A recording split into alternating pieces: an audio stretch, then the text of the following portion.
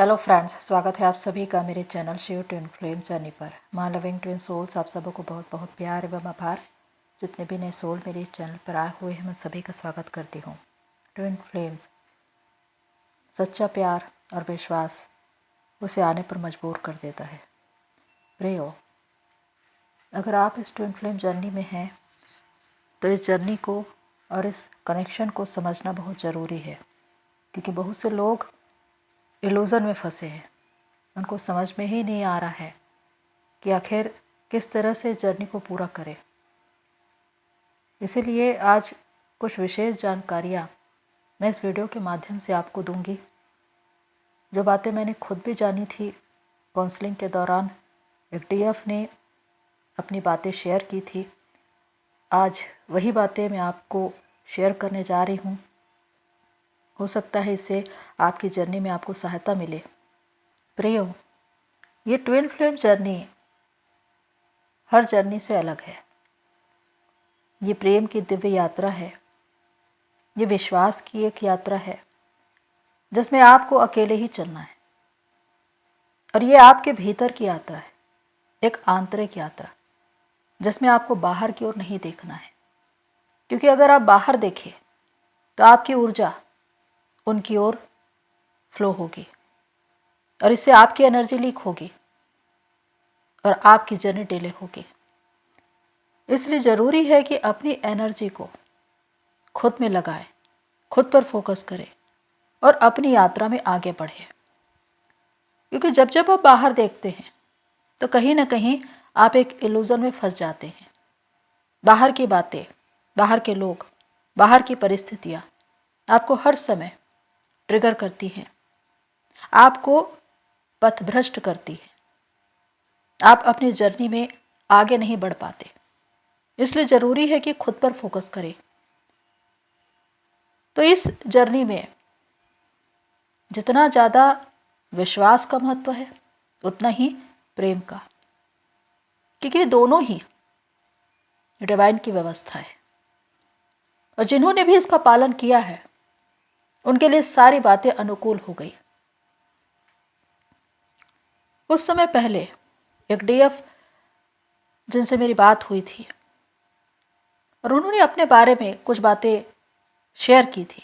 उस डीएफ ने बताया कि वो मैरिड हैं, अपने पति के साथ एक बहुत ही अच्छा जीवन जी रही हैं।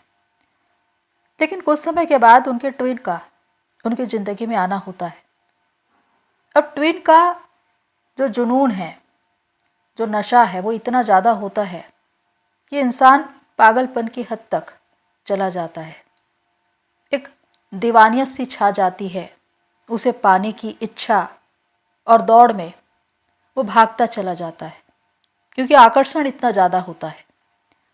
हालांकि कुछ लोगों को ये मालूम ही नहीं होता कि जो उनकी लाइफ में आ रहा है वो ट्रू ट्विन है या फास्ट ट्विन, और कुछ लोग तो फास्ट ट्विन को ही अपना ट्रू ट्विन समझ लेते हैं।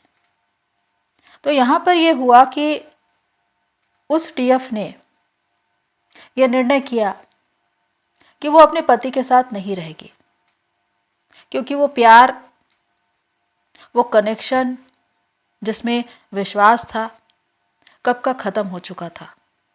एक औपचारिकतावश वो रह रहे थे, लेकिन उनका जो पति था वो बहुत ही ज़्यादा स्पिरिचुअल था, बहुत ही ज़्यादा विश्वासी, ईश्वर पर विश्वास करने वाला। उन्होंने कभी भी किसी भी बात के लिए उनको रोका टोका नहीं, हमेशा उनको स्वतंत्र किया। और इसी बात पर एक दिन उस डीएफ ने यह निर्णय लिया कि वो अपने ट्विन के साथ चली जाएगी। तो एक दिन ऐसा हुआ कि वो डीएफ अपने पति को बिना बताए अपने ट्विन के साथ चली गई। अब ट्विन के साथ जो उनका प्यार था वो थोड़े दिन तो ठीक रहा, फिर कुछ समय के बाद उनके बीच वाद विवाद और झगड़े होने लगे। करीब 4-5 महीने बीतने के बाद उनका ट्विन किसी और के साथ चला जाता है, या कहें कि घर बसा लेता है। अब यहाँ पर डीएफ के लिए ये बात बहुत ही ज़्यादा शॉकिंग था, क्योंकि जिसे वो अपना समझकर, अपना ट्रू ट्विन मानकर अपना घर बार परिवार छोड़कर आई थी, उसने ही उसको धोखा दे दिया था। और यहाँ पर डीएफ सेल्फ डिपेंडेंट भी नहीं है, सक्षम भी नहीं है कि वो अपने बलबूते पर कुछ काम कर सके। अब उसके पास सिर्फ एक ही रास्ता रह जाता है कि वो अपने पति के पास वापस लौटे। लेकिन यहाँ पर 100% वो कंफर्म नहीं है कि उनके पति उनको स्वीकार करेंगे या नहीं, क्योंकि ये देखने में आता है कि एक पत्नी जो बहुत ही ज़्यादा इमोशनल होती है, अगर पति थर्ड पार्टी में चला जाए और वापस लौट आए तो उसे सहर्ष स्वीकार कर लेती है। लेकिन एक पुरुष, उसके लिए बहुत कठिन होता है विश्वास करना।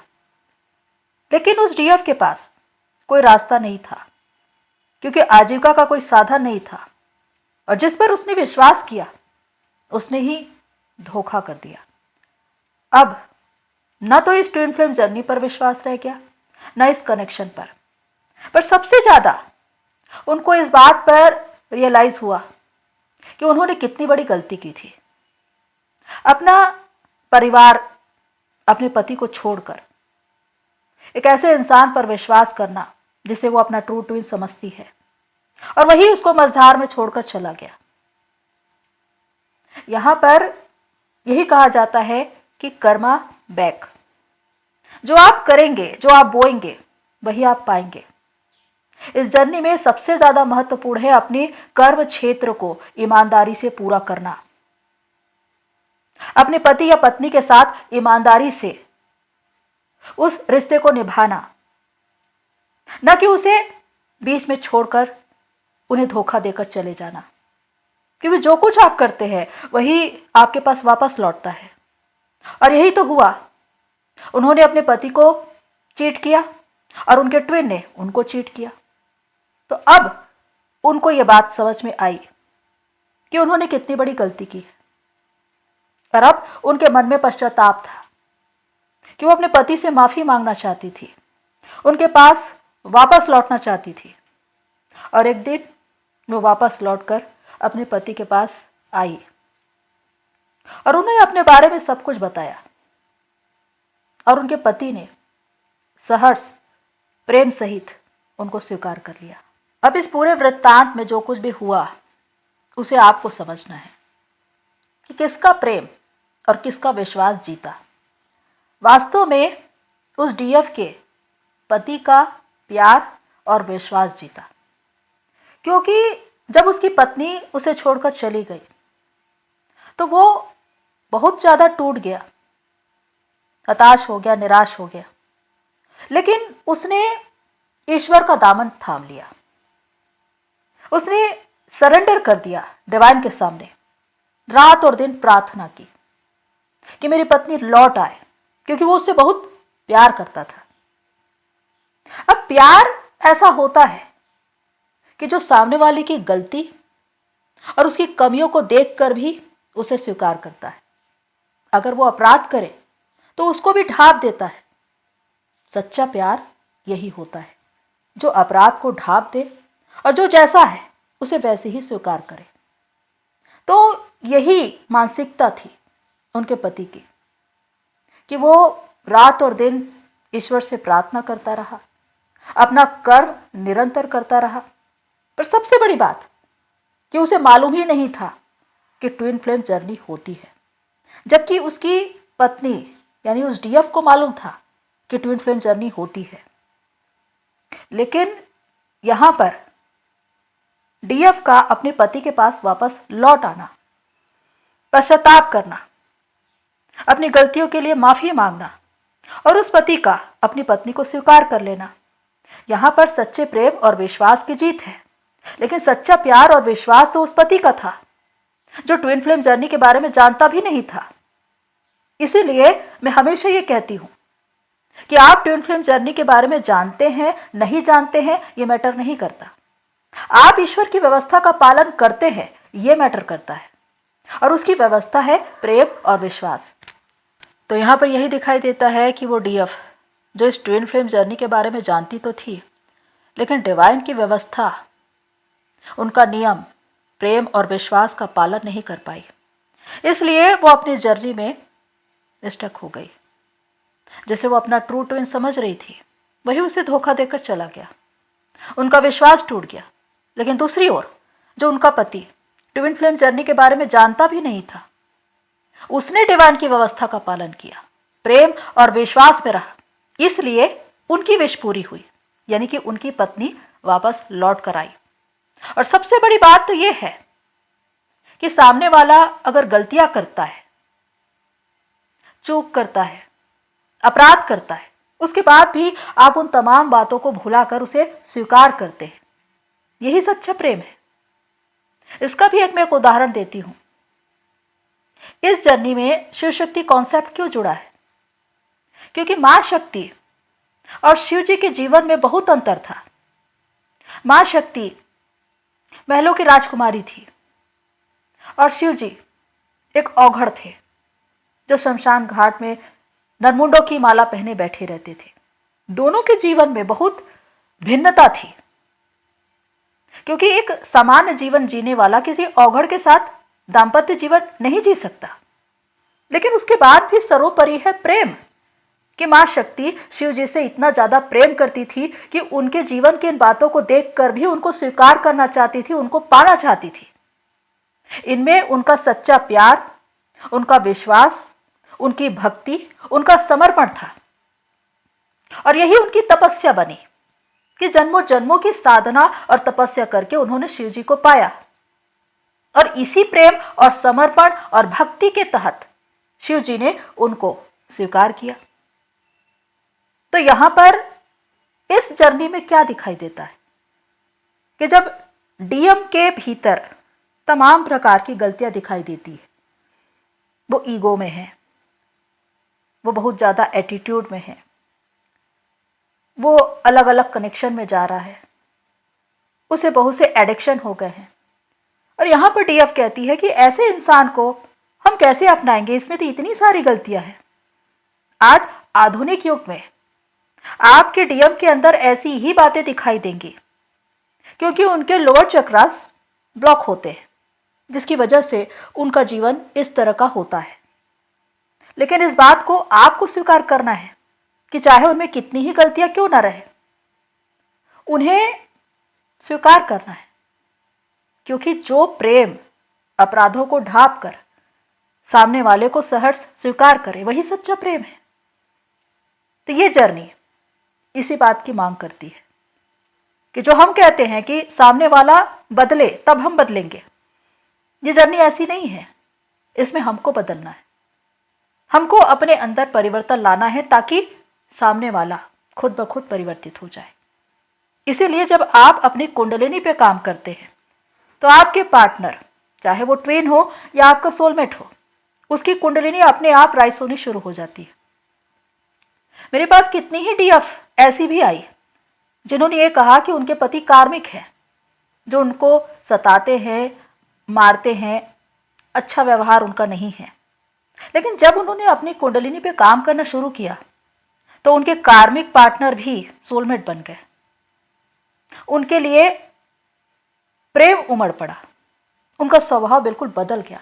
तो ये कैसे हो सकता है? ये सब कुछ निर्भर करता है आपके ऊपर, जो काम आप अपने अंदर करते हैं, जिसका इफेक्ट आपके पार्टनर पर पड़ता है।